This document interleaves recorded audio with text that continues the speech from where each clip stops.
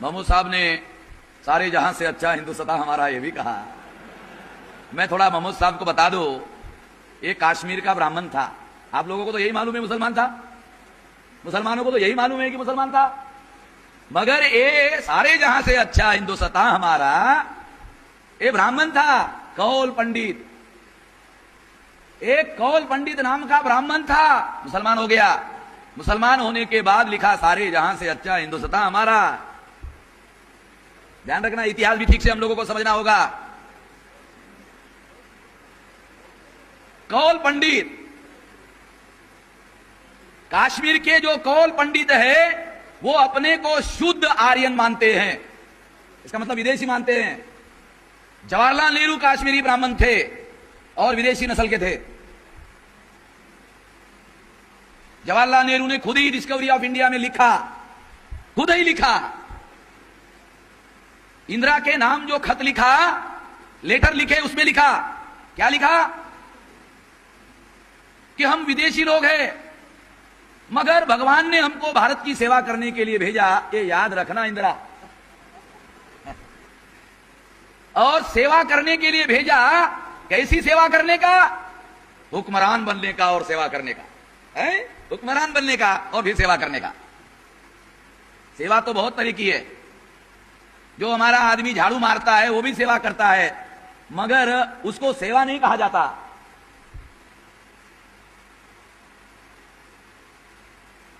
महमूद साहब ने मौलाना आजाद के बारे में भी कहा, थोड़ा सा उनका भी मैं सम्मान कर दूं, मौलाना आजाद का, क्योंकि मैं तो सम्मान ही करते रहता हूं। इसमें कोई दो राय नहीं है कि मौलाना आजाद लैंग्वेज के, भाषा के, इस्लाम के पंडित थे, निर्विवाद। इसके बारे में कोई विवाद नहीं है, ये कोई विवाद का विषय नहीं है।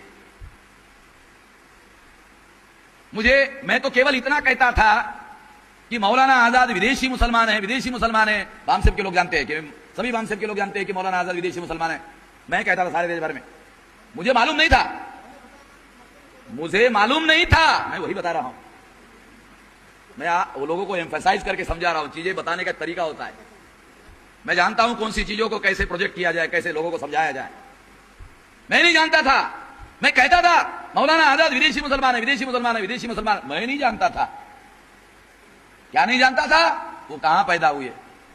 महमूद साहब का मैं बहुत आभारी हूं, मेरा काम उन्होंने बहुत आसान कर दिया। अभी मैं थोड़ा सुधार कर लूंगा, अगली बार जब भी बोलूंगा तो अभी सुधार करूंगा। महमूद साहब का इसके लिए मैं बहुत आभारी हूं कि मौलाना आजाद मक्का में पैदा हुए। मैं बहुत आभारी हूं, बहुत खुश हूं। भाई मेरी जानकारी बढ़ गई कि मैं कहता था केवल विदेशी मुसलमान है, सबूत नहीं था। मैं तो कभी कभी तीर मारा करता हूं तो तीर निशाने पर लग जाता है। उन्होंने कहा कि ये मक्का में 1898 में पैदा हुए या 88 में पैदा हुए। मैं उनका बहुत आभारी हूं, मगर जो बात मैं बताना चाहता हूं बहुत गंभीर है। कांग्रेस ने हमेशा विदेशी मुसलमानों को, मुसलमानों की कयादत बराबर है, रहनुमाई, ये भी मेरे ख्याल से उर्दू का ही शब्द है। रहनुमाई उर्दू का शब्द है, कयादत थोड़ा ज्यादा ही उर्दू है, ज्यादा ही शुद्ध है। तो कांग्रेस ने हमेशा मुसलमानों की कयादत, मुसलमानों की रहनुमाई विदेशी मुसलमानों को दी। जो मूल निवासी मुसलमान हैं, जो 99% मुसलमान भारत के मूल निवासी मुसलमान हैं, उनके अंदर से किसी लीडर को ऑल इंडिया का लीडर बनाने का काम कांग्रेस ने कभी नहीं किया। कांग्रेस कॉन्शियसली विदेशी मुसलमानों को मुसलमानों का नेता बनाती है, उनको प्रोजेक्ट करती है। गुलाम नबी आजाद काश्मीरी ब्राह्मण है, काश्मीरी ब्राह्मण आर्यन नस्ल का माना जाता है, और आज तक, कल तक गुलाम नबी आजाद को ऑल इंडिया का मुसलमानों का रहनुमा कांग्रेस ने बनाया। गुलाम नबी आजाद मुसलमानों के रहनुमा कभी नहीं थे। गुलाम नबी आजाद कांग्रेस के नेता थे, मुसलमानों के नहीं थे। जो विदेशी मुसलमान कांग्रेस उसको नेता बनाती है और मुसलमानों में प्रोजेक्ट करती है, वो मुसलमान कांग्रेस का नेता तो बनता है, मुसलमानों का नेता भी नहीं बनता। मगर मुसलमान उसको अपना नेता मानते हैं। अभी अब्दुल रहमान अंतुले को गुलाम नबी के जगह कोई नया मुसलमान लाने की बजाय अब्दुल रहमान अंतुले को केंद्र में मुसलमानों का अलग विभाग बनाकर मंत्री बनाया। अब्दुल रहमान अंतुले का इंटरव्यू आया, उसमें उन्होंने कहा कि अलग मंत्रालय तो बनाया, बैठने के लिए मुझे अभी कोई कुर्सी मिली नहीं है, अभी कोई कैबिन मिला नहीं है, मैं इसके लिए संघर्ष कर रहा हूं कि 10 बाय 10 की कैबिन मिल जावे। फिर कैबिन मिल गई तो दूसरा इंटरव्यू आया कि मैं खुश हूं कि प्रधानमंत्री ने मुझे कैबिन दिया। अब मैं मुसलमानों के लिए थोड़ा बजट भी मिले इसके लिए कोशिश कर रहा, मिला नहीं। अब्दुल रहमान अंतुले भी थोड़ा जबान के जरा ज्यादा ही लंबे बोलने वाले की आदत है, बैरिस्टर आदमी है, बैरिस्टर आदमी थोड़ा ज्यादा बोलता है, वो तो बोलता है। अब्दुल रहमान अंतुले कोकन के ब्राह्मण हैं, आपके जानकारी के लिए थोड़ा बता दूं, उनके पुरखों का नाम करंदीकर है। एक करंदीकर की जो फैमिली थी कोकन में ब्राह्मणों की, उसमें उनका कन्वर्सन हुआ, ये करंदीकर ब्राह्मण हैं। यानी एक ब्राह्मण को, गुलाम नबी आजाद को कश्मीर का मुख्यमंत्री कांग्रेस ने बनाया और वो विदेशी मुसलमान थे, उसके जगह कोई देसी मुसलमान नहीं आना चाहिए, इसलिए अब्दुल रहमान अंतुले को कांग्रेस का फिर नेता बनाया। ये परंपरा मौलाना आजाद से शुरू हुई, ये अभी तक बंद नहीं हुई।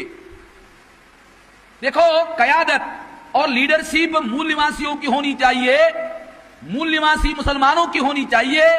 ये कितना महत्वपूर्ण है, कितना बहुत ज्यादा महत्वपूर्ण बात है कि मूल निवासी मुसलमानों की कयादत होनी चाहिए, रहनुमाई होनी चाहिए। क्यों होनी चाहिए? तो एक कार्यक्रम में एक मुस्लिम ने मुझे एक बात सिखाई, एक मुस्लिम ने ही मुझे एक बात सिखाई कि रहनुमाई मूल निवासी मुसलमानों की होनी चाहिए या रहनुमाई अपने की होनी चाहिए। उन्होंने मुझे सिखाया, मैं हमेशा कार्यक्रमों में बताते रहता हूं।